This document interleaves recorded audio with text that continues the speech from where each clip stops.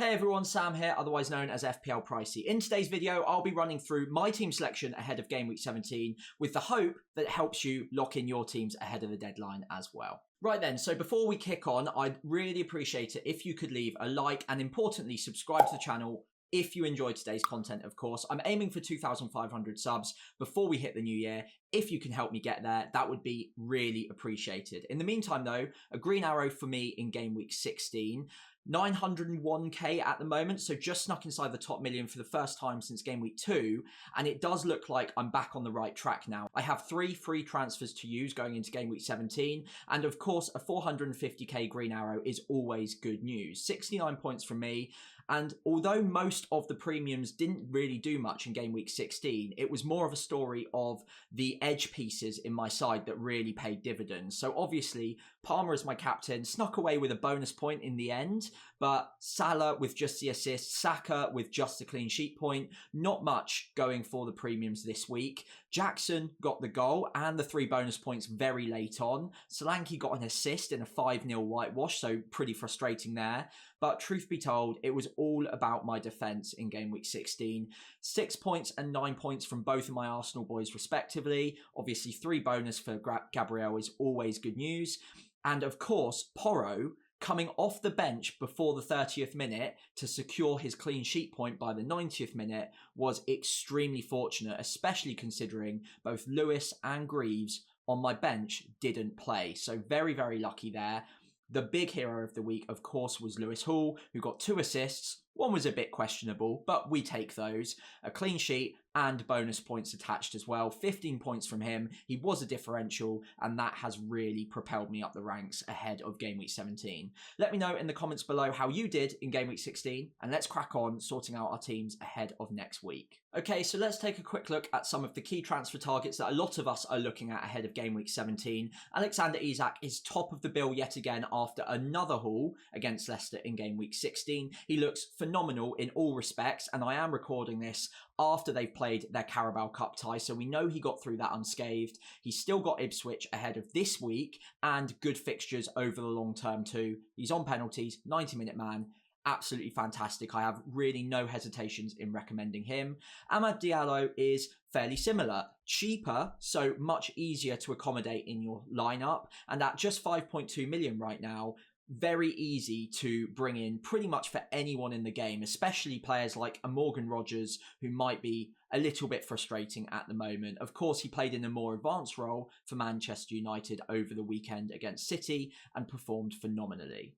Down the list, we've got Trent Alexander-Arnold, who maybe not ahead of this week necessarily because it's Tottenham, but over the next few weeks has a great run of fixtures and will be a hot prospect for the next run of games for Liverpool. Great underlying data, and you'd think with injuries elsewhere, he will be locked into that side. The final 2, Anthony Robinson looks phenomenal right now. 2 assists against Liverpool with 3 great home games to come in the next 4 game weeks. And of course, under 5 million, one of the defenders that is actually fairly consistently performing at the moment. So no question marks around him. And Chris Wood, again, he's just Mr. Consistent at the moment. The minutes, whilst not a full 90-minute man necessarily every week, are still good. The data, again, is maybe a tad under what we would expect from him considering the returns he's got, but he just keeps performing. He's got great fixtures now to come after what was a pretty dodgy fixture run.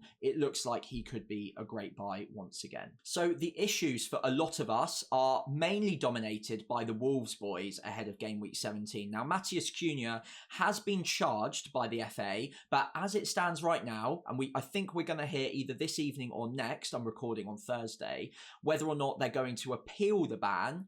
If he appeals the ban, or if Wolves appeal the ban, he might be able to line up in Game Week 17 without worrying about suspension just yet. But long term, he is almost certainly going to get a pretty hefty suspension, and I think he is going to be a sell, depending whether or not that ban starts ahead of Game Week 17 or beyond. Now, obviously, Wolves are without a manager right now. It looks like they're going to have one in situ within the next few days, but it's still a massive period of turmoil for Wolves generally, and both Cunha and Ait-Nouri, especially Ait-Nouri because we know that he's going to be banned going into next game week, I think are sells on the very near horizon. Cunha, you might get lucky with the ban and you might be able to hold on for one more week. Now, Welbeck is a player that his X minutes have taken a real nosedive in the last few game weeks. There are maybe injury doubts there as well, but João Pedro has played up front in that number 9 role for Brighton, whilst Welbeck hasn't been able to do so. And again, I think that he is going to be one of the key players that people are looking to move on. Brighton's fixtures are toughening a little bit over the next few as well. So Welbeck, I think personally, is probably a sell. Morgan Rogers and Brennan Johnson, neither of them are, I would say, forced sells. They're more down to your subjective opinions on them as players right now. Morgan Rogers is a player that has been a bit frustrating, but at the end of the day, he's sub 6 million. You're not really expecting massive returns from him every single week, but it's whether or not you think you can do more with that money elsewhere. As I mentioned, there are options in the transfer priorities right now that are in and around his price point who are performing. So I understand selling him, but considering his minutes are really high at the moment and the data's not terrible, especially with Aston Villa's fixtures to come, I don't think you should feel forced into selling him ahead of this run. With Brennan Johnson, he did get a little bit of a rest against Southampton. I would expect him to come back into the starting lineup, but it is worth noting that he is now a player that maybe you're not as confident on the X-Mins on, especially considering we do have midweek fixtures to come over this period. So Johnson, I don't think is a forced sell, but considering the other options in and around the midfield spots at that price and below, I think he's one that you can look at moving on from, especially with Liverpool ahead of game week 17. The fixtures after that aren't terrible, but again, I think you can do more with that money elsewhere as it stands, and it's much more of a subjective point on both Rodgers and Johnson. If they were in my team, I would see an opportunity there to say that, okay, there might be other players that could do a little bit more for me over this next few fixtures. Right then, so let's take a look at the captaincy matrix ahead of game week 17. 5 players dominating it again this week in the expected points from Fantasy Football Hub. Those 5 are the 4 premiums that we've all come to know and love, plus Isak, who has had a good run of fixtures, whose data is improving week on week at the moment, and Ipswich away, now onto 0.72 XGI per 90 with penalties, 90-minute man, as I mentioned earlier on in the video. Never a bad differential for a captain against a promoted side, although what I would say is I do prefer a couple of the premiums this week. Haaland and Saka are never bad options, especially considering their data is still good, but I don't think either of them are quite at the level of Salah or Palmer just yet. Haaland's data is regressing quite dramatically recently. He was over 1 XGI per 90 until a few game weeks ago, and that is starting to fall now. In fact, he's behind both Palmer and Salah, and he's not a million miles in front of Isak or Saka at this point either. Never a bad option though, and the fixtures after Aston Villa, who are struggling a little bit by the way at the moment, are looking really good. So he might be a player that comes back onto the menu, but considering the price point and considering the data is regressing alongside Man City's struggles, I don't think I'd personally be recommending him as a captaincy option this game week. Saka, away at Crystal Palace, again, not a bad option, but Crystal Palace have turned the corner a little bit as of late, and considering the data, especially the XG per 90, as part of that overall 0.67, isn't quite at the level of either Salah or Palmer. I think considering the fixture isn't necessarily better than either of those two, I'd probably just happily hold him, but not necessarily be captaining him this week myself. On to the main 2 options, Salah and Palmer. I've got both in my side, and I will have to be figuring out my favourite captain ahead of the deadline here. Now, Salah away at Spurs is always going to be a great option. Spurs, we know they're leaky at the back. We know they play that high line, and it looks like they'll be without their favoured back 2, their 2 centre-backs, until the new year. So Salah's going to be going up against a makeshift backline for Spurs who are leaky, who very rarely keep clean sheets, and I would say that if Udogie is also out, who obviously came off injured against Southampton last week, then maybe there's an opportunity down that left-hand side or the right-hand side for Salah to exploit that weakness. Now, overall, he's got the best data. He's almost inevitable this season. He's only blanked twice in now 16 game weeks, I guess 15 because he had this the suspended game against Everton. But again, always a great option, and I have to admit, I think he's my favourite option over Palmer, even though Fantasy Football Hub is saying that Palmer is slightly higher on the expected points, and as far as the ticker goes, Palmer does have the easier fixture. Everton have been pretty solid at the back recently, though. They've kept a lot of clean sheets already this season for a team that are usually struggling around the bottom of the league, but they are pretty tight at the back. Now they're back to what would resemble fairly full strength as a back four, back five, depending what system they want to play. Palmer, obviously going to be pretty decent chances of a return against Everton, but whether or not he hauls, I'm not so sure. And the data's great, don't get me wrong, he's not a bad option by any means, but Salah's inevitability against the Highline Spurs, who are missing a lot of key players in their back line, even their goalkeeper as well, I forgot to mention, is out until quite a while away from now. I think Vicario might be out all the way through to something like February 2025. So Forster in goal, I think there's enough going there that I think that Salah is slightly the better option out of the two. So I'm going to pin my colours to the mast on this one. I prefer Salah, even though Fantasy Football Hub disagrees on the expected points this week. I think Salah is where my armband will be come the deadline. Let me know in the comments below who you prefer. Right then, so let's take a look at the goal and clean sheet odds ahead of the deadline. Thanks again to Rob T FPL. Do go check him out on socials if you get the chance. He has a load of really good graphics just like this one. Now, of course, Fulham are a standout this game week at home to Southampton. Expected 2.3 expected goals ahead of the deadline. Raul Jimenez is obviously going to be tempting for a lot of managers, maybe alongside the likes of Iwobi. You might still have Smith Rowe in your side. Of course, if you do, he's probably a good player to be starting this game week. With Raul Jimenez, he almost made it into my transfer targets ahead of this game week, but his expected minutes are maybe a little lower than some of his competitors, and I think that another rest is probably on the horizon with the congested fixture period over the next few game weeks. That being said, great option for this game week. Fulham look very likely to score a hatful of goals at home to Southampton. They're in great form at the moment, and Jimenez, Iwobi, both good buys and good players to hold ahead of the deadline. Liverpool expected the most goals going into game week 17, 2.4 away at Spurs. That will be in large part due to Spurs' rotated back line. Obviously, they're struggling with a lot of injuries at the moment. Plus, Liverpool are just generally a very potent attacking side. So you're expecting goals. Obviously, those of you who are looking to captain Salah will be delighted to see that they're the top out of all of the clubs for expected goals this game week. A couple of others expected over 2 goals this game week, that being Newcastle and Chelsea. So those of you who have the likes of Jackson, Palmer, Isak, or maybe even Gordon, also all licking your lips ahead of the deadline with this data on screen now. Looking at the clean sheet odds, not too many are expected a clean sheet this week. Only a couple are over 30% or over 35%, that being Arsenal and Fulham. So of course, if you've got double Arsenal defence, you're looking pretty good ahead of the deadline. Fulham as well, Anthony Robinson will be popular, 38% expected clean sheet odds against Southampton. Chelsea are the next highest with 34, so the likes of Colwill, maybe Sanchez, I think are not a bad bet for this week, but what is worth noting is the fact that Chelsea do usually find a way to concede some sort of sloppy goal at the moment, and Chelsea fans in particular aren't too confident on Sanchez, so that might be one to monitor.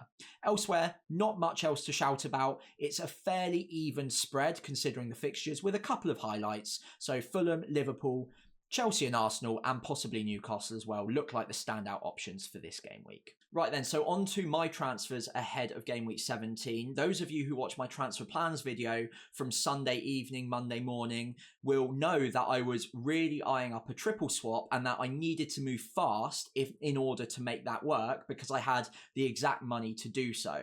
I did lock in those moves and I made the triple swap with my 3 free transfers, and I took the gamble that none of my starting 11 would get injured during the midweek fixtures. So far, so good. Newcastle, Arsenal, Chelsea and Manchester United still yet to play, but obviously Newcastle and Arsenal have played. No injuries of note anyway in my starting 11 going into the deadline, so I have gotten a bit lucky. I do need to obviously monitor the Thursday evening games, but I've only got a couple more players left to, I guess, survive before I'm happy knowing that none of my players have gotten injured during the week and I don't need to take a hit to compensate for that. Now, the 3 moves I have made were to remove 2 Spurs boys, Solanke and Porro, obviously Liverpool at home up next, and then Rodgers as well against Man City at home too.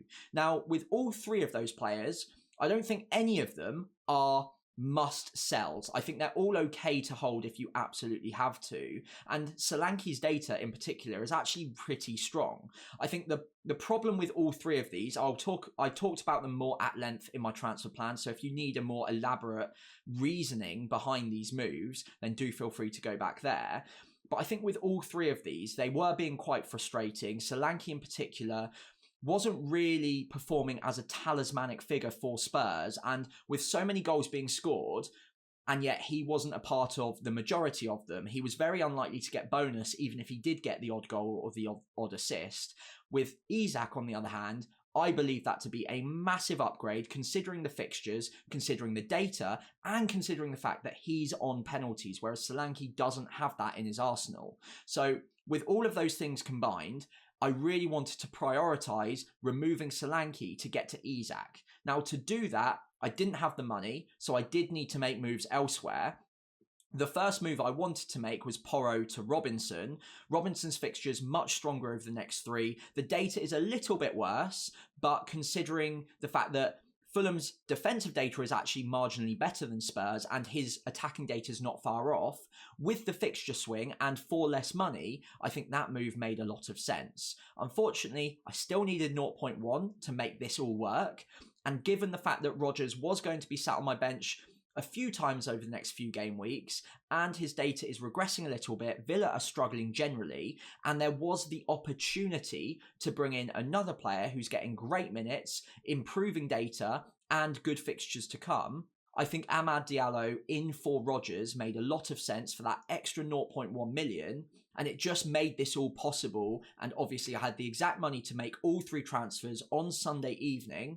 I did lock that in, I took the gamble, so far no injuries, but let's wait and see whether or not these were prudent moves come game week 17. So finally, here it is, my team selection ahead of game week 17. All 3 free transfers, as I just mentioned, have been used to bring in Isak, to bring in Amad, and to bring in Robinson. So all 3 go straight into my starting lineup. I really like the matchup for Amad in particular against Bournemouth, considering they usually are most easily exploited by those pacey wingers, pacey attacking midfielders that get in and break the high line. I think Amad is really suited to that fixture, and then of course in game week 18 has a great fixture as well. Overall, across my 11, really happy. I've got clean sheet odds for Arsenal on my side, 38% as we noticed earlier on in the video. Ipswich away for Hall and Southampton at home for Robinson rounds off what I believe to be a pretty strong backline ahead of the deadline. In midfield, I've still got the triple premium of Palmer, Salah, who gets the armband, and Saka, who's been a little bit disappointing recently, but against Palace is always a decent chance of an attacking return there. Amad, as I've already mentioned, at home to Bournemouth. Up front, I've got Jackson and Isak, who I do believe are the strongest 2 forwards to own at the moment ahead of the next few game weeks. Jackson, of course, is on 4 yellows, as of course is Rodgers, who I sold this week, by the way. I forgot to mention that earlier on. But Jackson being on 4 yellows meant that I did want to ensure that I had a strong bench going into the next few game weeks in case he does serve that 1 game week suspension. Semenyo sits on my bench away at Manchester United. I think that's absolutely fine. He does, of course, have a little bit of an injury doubt. We think he'll be okay. But considering the other 7 fixtures for those other attackers that are starting, I'm happy enough to put him on my bench, considering how frustrating he's been recently as well. Finally, in my starting 11 is João Pedro, who himself has been a bit frustrating, but a good fixture away at West Ham. Hopefully a good opportunity to get some attacking returns there too. Overall, no hits needed as it stands. Hopefully I get through the final couple of fixtures ahead of the deadline unscathed, and I can roll out this exact starting 11 and start saving a couple of free transfers in game week 18 and 19 before going on the attack yet again. Now, of course, up to 901k, I'm hoping for my third consecutive green arrow going into game week 17, and hopefully we can start getting closer and closer to that top 100k as quickly as possible as we head towards chip season. In the meantime, let me know if you've got any questions in your own sides ahead of the deadline. I'll try and answer all of you before we lock in our sides on Saturday. If I don't talk to you beforehand, a very Merry Christmas from me if you're celebrating. And of course, I'll be putting out more content ahead of game week 18 during the Christmas period, so do come back for that. Leave a like and subscribe if you've enjoyed today's video, and I'll see you in the next few days as we start preparing ahead of the next deadline.